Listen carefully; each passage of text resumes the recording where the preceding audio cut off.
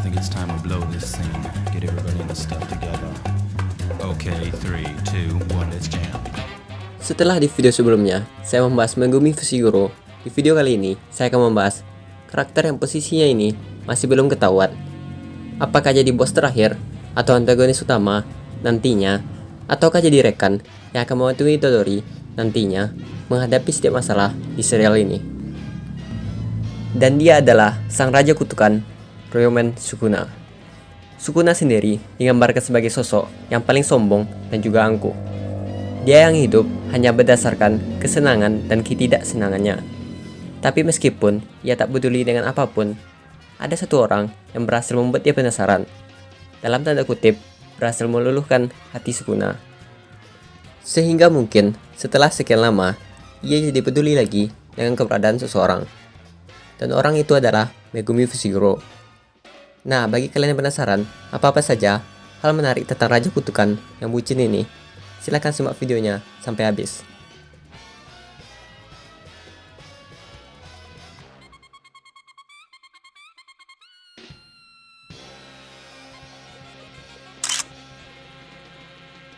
Satu, penampilan dan masa lalunya.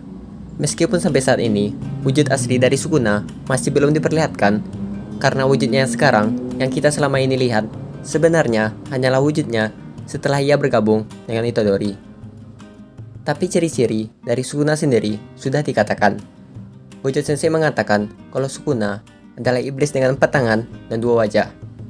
Tapi meskipun menurut legenda ia dikatakan sebagai iblis dan sekarang jadi raja kutukan, sebenarnya 1000 tahun yang lalu ia adalah manusia. 1000 tahun yang lalu, pada saat itu masa keemasan Jujutsu, banyak saman sudah bekerja sama untuk menghadapi Sukuna, tapi gagal.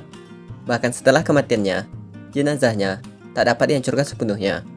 Sisa dari 20 jarinya melewati zaman sebagai pusaka terkutuk. Untuk kepribadian, Sukuna dikenal sadis, suka melihat orang lain menderita dan berbuat seenaknya, tanpa peduli atas konsekuensi atas perbuatannya itu. Lewat perkataannya dengan Gojo, saat itu Sukuna terkejut kalau Gojo bukan pimpinan di SMA Jujutsu Toyo. Dan ia mengatakan selain kekuatannya, Gojo ternyata orang yang membosankan. Nah, dari situ sedikit bisa kita ambil kesimpulan kalau Sukuna itu orang yang menyalahgunakan kekuatan besar yang ia miliki untuk kekuasaan dan hanya untuk bersenang-senang. 2. Kemampuan. Oke, kita langsung saja ke pembahasan mungkin paling penting ya di video ini. Gimana kekuatannya? Kuat gak nih Sukuna? Jelas bukan kuat lagi, tapi sangat kuat. Baik energi terkutuk yang dimilikinya yang sangat-sangat besar, bahkan saking banyaknya, setelah menggunakan Roki Tenkai, terlihat Sukuna tetap baik-baik saja. Tak terlihat sedikit pun kalau ia kelelahan. Begitu juga dengan kemampuan fisik, kecepatan, refleks, daya tahan, juga sama gilanya. Sukuna bahkan dapat meregenerasi bagian tubuhnya yang terluka, terpotong, bahkan jantung yang telah tercabut bisa disembuhkannya. Dan itu dilakukannya dalam waktu yang sangat cepat. Dalam sekejap mata, tangan Itadori yang telah terpotong kembali tumbuh lagi dalam hitungan detik. Untuk teknik bawaan, sejauh ini masih belum diketahui apa teknik bawaan milik Sukuna, karena Sukunanya sendiri masih belum mendapatkan segitu banyaknya kesempatan untuk memamerkan kemampuannya.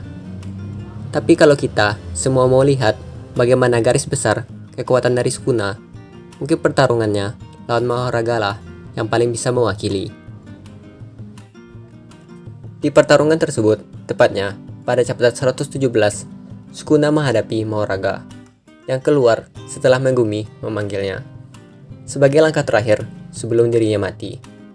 Jadi Megumi gak mau kematiannya berakhir sia-sia. Setidaknya lawannya harus ikut mati bersamanya. Dalam pertarungan itu dikatakan kalau Sukuna punya 2 tipe serangan tebasan. Yang pertama, tebasan biasanya yang bernama dismantle. Dan yang kedua, serangan yang bisa diatur tergantung kekerasan targetnya dan energi kutukan yang dipakai untuk menebas mereka dalam sekali ayunan yang bernama Cliff. Walaupun pertarungannya cuma sebentar, tapi bisa kita lihat kalau Sukuna benar-benar kuat. Bahkan Mahoraga yang dikatakan mungkin sebagai Shikigami terkuat bisa dikalahkannya. Walaupun jari yang terkumpul masih belum lengkap. Saat itu, jari Sukuna yang dimakan Itadori masih 15 jari.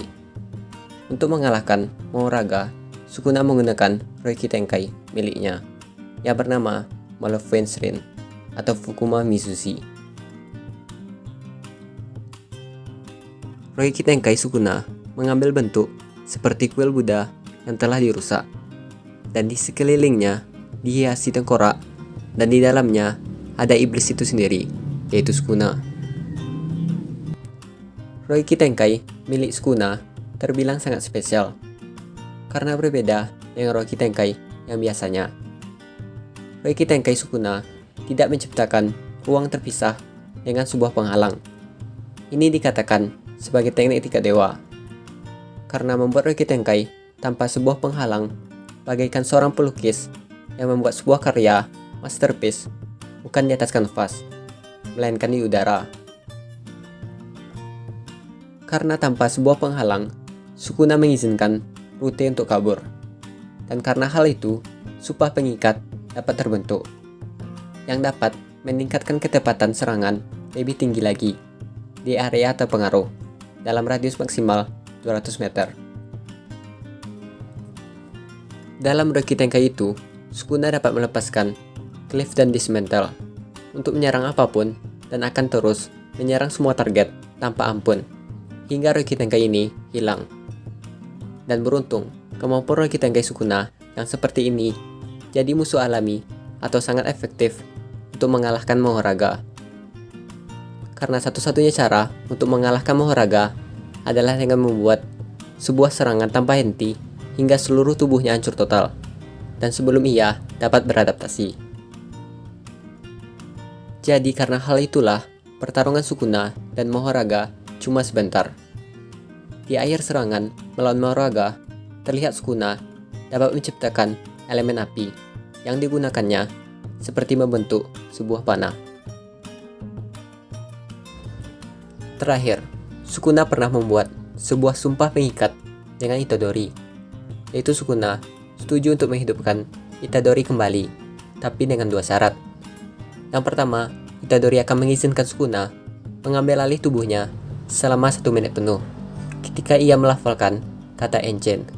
Dan kedua, Yuji akan melupakan perjanjian ini. Karena awalnya Yuji menolak, maka Sukuna menambahkan ia tak akan melukai dan membunuh seseorang dalam 1 menit tersebut.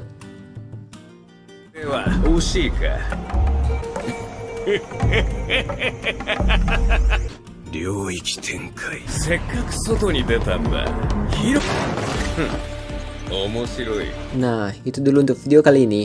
Jika nantinya ada informasi tambahan, kemungkinan akan saya berikan update ke depannya untuk video berikutnya. Atau jika kalian punya informasi lainnya yang belum saya sebutkan di video ini, silahkan tulis di kolom komentar. Mohon maaf jika ada salah kata.